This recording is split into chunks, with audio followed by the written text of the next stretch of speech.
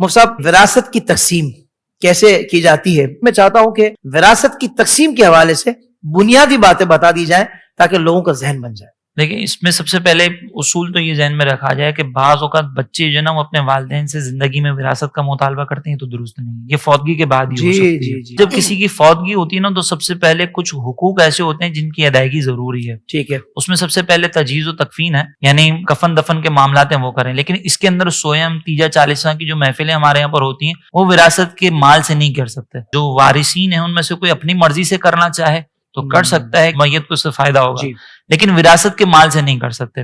پھر اس کے بعد دوسرا درجہ یہ آتا ہے کہ ہم یہ دیکھیں گے کہ میت پہ اگر کوئی قرض ہے تو پہلے اس قرض کی ادائیگی کی جائے گی۔ صحیح۔ پھر اس کے بعد دیکھیں گے کہ میت نے اگر کوئی وصیت کی ہے تو 1/3 مال سے وہ وصیت نافذ ہوگی۔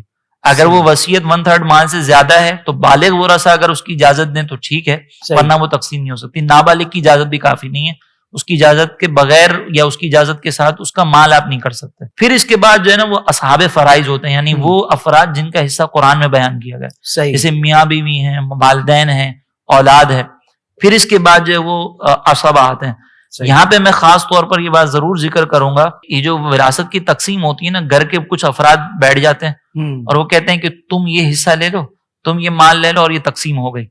اور بعض اوقات والدین کو محروم رکھا جاتا ہے، یعنی جو فوت ہوا ہے اس کے والدین کو۔ میں یہاں پہ یہ ضرور ذکر کروں گا کہ چچا اور چچا کے بیٹے کا بھی حصہ بن سکتا ہے، اور اس میں بعض اوقات ایسا ہوتا ہے کہ وہ دادا دادی بیچارے مستحق ہوتے ہیں، پوتا پوتی آپس میں مال تقسیم کرتے ہیں، دادا دادی محروم رہ جاتے ہیں۔ تو یہ مختصر وقت میں صرف تنبیہ کے لیے اس بات کا تذکرہ کیا گیا کہ ورثاء کے جو حصص ہیں، جو ممکنہ وارثین ہیں، ان کا خیال کریں تاکہ کسی کا مال ناحق نہ دبائے، کیونکہ یہاں آپ دے دیں گے، یہاں دیا جا سکتا ہے، وہاں بہت مشکل ہو جائے گی۔ سرکار علیہ السلام نے فرمایا کہ جس نے بالشت پر زمین کسی کی قبضہ کی، 7 زمینوں کا توق اس کے گلے میں بٹھایا جائے گا۔ تو کیا وہ تکلیف وہاں پہ برداشت کر سکیں گے؟ اسی لیے جب آپ کسی عالم دین کے پاس جائیں سوال پوچھنے کے لیے تو جتنے ممکنہ رشتہ دار ہوں ان کا ضرور تذکرہ کریں تاکہ آپ کو صحیح انداز سے وراثت کی تقسیم کا طریقہ کار معلوم ہو سکے۔